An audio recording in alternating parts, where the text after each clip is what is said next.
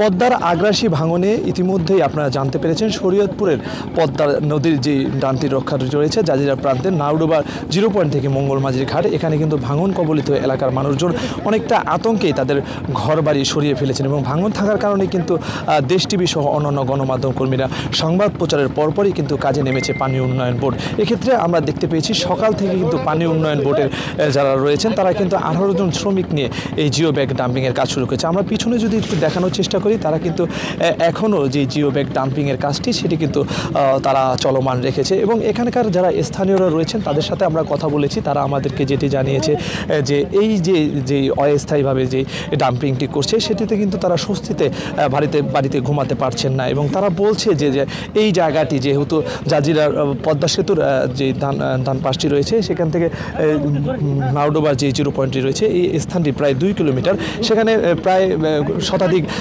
ব্যবসায়ী প্রতিষ্ঠান রয়েছে এবং অনেকগুলোই ঘরবাড়ি রয়েছে। এই ক্ষেত্রে কিন্তু তাদের নিরাপত্তার জন্য স্থায়ীভাবে যদি এটি বেড়িবাঁধ করে দেওয়া হতো তাহলে হয়তো বা তারা স্বস্তিতেই ঘুমাতে পারত। তবে তারা যেটি বলছেন বারবারই 2012 সালে বাংলাদেশ সেতু কর্তৃপক্ষের পক্ষ থেকে যখন এখানে যেই বাঁধটি দেওয়া ছিল সেটি মনে করেছিল তারা স্থায়ী বাঁধ এবং সে কারণে কিন্তু এখানে বিভিন্ন ব্যবসা প্রতিষ্ঠান এবং ব্যবসা প্রতিষ্ঠানের পাশাপাশি ঘরবাড়ি তারা দিয়েছিলেন।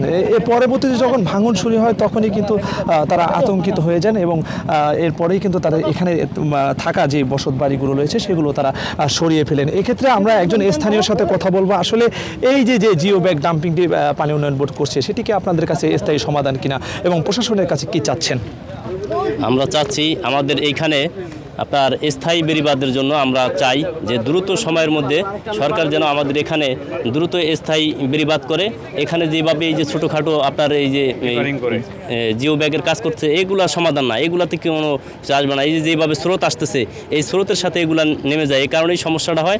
আমরা চাই দ্রুত আমাদের এখানে একটা স্থায়ী বেড়িবাঁধের কাজ করা হোক, এই বলে আমি আমার শক্ত কথা বলছি। জি, ধন্যবাদ। শুনছিলেন। পাশাপাশি আমরা একটু এদিক দিয়ে দেখার চেষ্টা করব যেখানে কিনা রেড কিচেন সোসাইটি নামে একটি সামাজিক সংগঠন, তারা কিন্তু সকাল থেকে এখানে এসে কাজ করে যাচ্ছে এবং একটি মেডিকেল টিমও রয়েছে যাতে দুর্যোগে পড়ে কারোর কোনো সমস্যা না হয়। আমরা একটু কথা বলবো রেড কিচেন সোসাইটির যিনি দায়িত্ব রয়েছেন। আসলে এই যে রেড কিচেন সোসাইটি যে আজকে এই জায়গায় এসেছে, এখানে এসে আপনারা কি ধরনের পরিস্থিতি দেখেছেন এবং পরিস্থিতির সমাধানের ক্ষেত্রে প্রশাসনে আপনারা কতটা সহযোগী ভাব প্রকাশ করেছেন?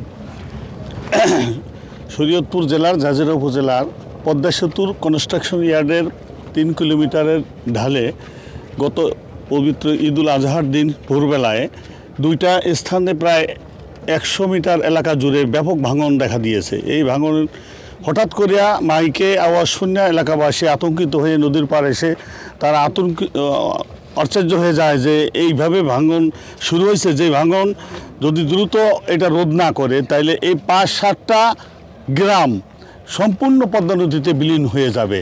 খবর পেয়ে পানি উন্নয়ন বোর্ডের নির্বাহী প্রকৌশলী সহ তার এলাকার লোকজন আইসা পরিদর্শন করে 3 দিন পরে আজকে তারা এই জিও ব্যাগের মাধ্যমে এই ভাঙন রোধ করার জন্য তারা কিছু জিও ব্যাগ ইতিমধ্যে ফেলানো শুরু করেছে।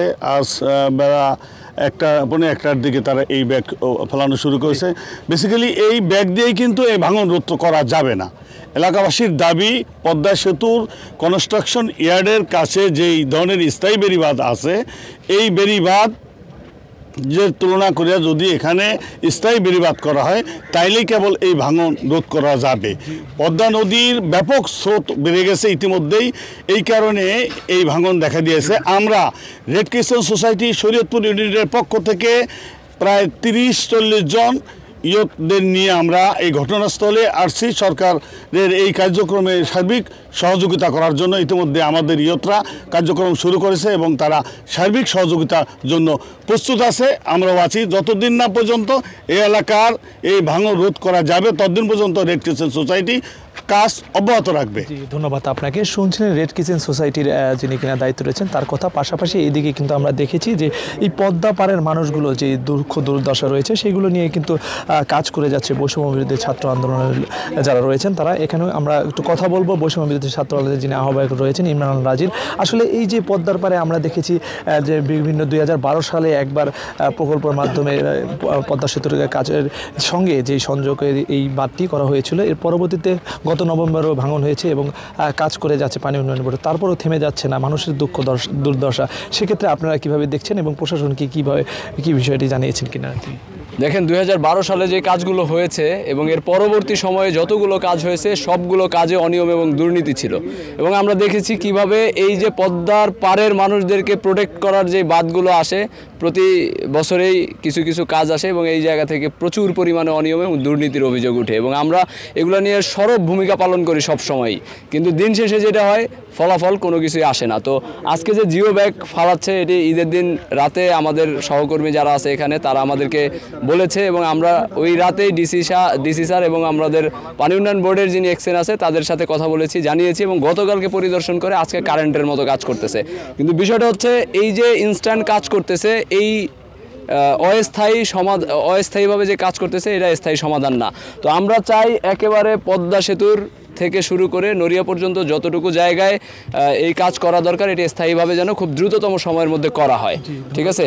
এবং আমরা আরও চাই যে মানুষের যে বাড়ি ঘর এবং সর্বস্ব হারিয়ে যাচ্ছে পদ্মা নদীর গর্ভে এটি যেন সঠিকভাবে তদারকি করে সুন্দরভাবে কাজ হয়। জি, ধন্যবাদ আপনাকে। শুনছিলেন ইমরান আল নাজিরের কথা। পাশাপাশি আমরা শরীয়তপুর পানি উন্নয়ন বোর্ডের নির্বাহী প্রকৌশলী তারেক হাসানের সাথে আমরা কথা বলেছি। তিনি আমাদেরকে যেটি জানিয়েছেন, শ্রমিক সংকটের কারণে ঈদের সময় ছুটিতে অনেকেই চলে গিয়েছেন, তারপরেও তারা অতি দ্রুত তারা শ্রমিকদের নিয়ে আসার জন্য চেষ্টা করছেন এবং যত তাড়াতাড়ি সম্ভব এই মঙ্গলমাঝির ঘাট থেকে নান্ডুবা পর্যন্ত যে জায়গাটি রয়েছে সেই জায়গাটি তারা অস্থায়ীভাবে বাদ দিবে এবং স্থায়ী বাদের জন্য মন্ত্রণালয়ে তারা যোগাযোগ করবেন বলে আমাদেরকে জানিয়েছেন। এর পাশাপাশি আমরা উপজেলা প্রশাসক যিনি কিনা রয়েছেন জাজিরা ইউনো কাবেরী রায়, তার সাথে কথা বলেছি। তিনি আমাদেরকে যেটি জানিয়েছেন, এখানে যারা ঘরবাড়ি সরিয়ে নিয়েছে এবং গবাদি পশু যারা সরিয়ে নিয়েছেন, গাছগুলো কেটে নিয়েছেন, তাদের জন্য উপজেলা প্রশাসনের পক্ষ থেকে আর্থিক সহায়তা এবং টিন বিতরণ করবেন বলে আমাদেরকে জানিয়েছেন। তো এই ছিল শরীয়তপুরের জাজিরা নাউডুবা প্রান্ত থেকে সর্বশেষ।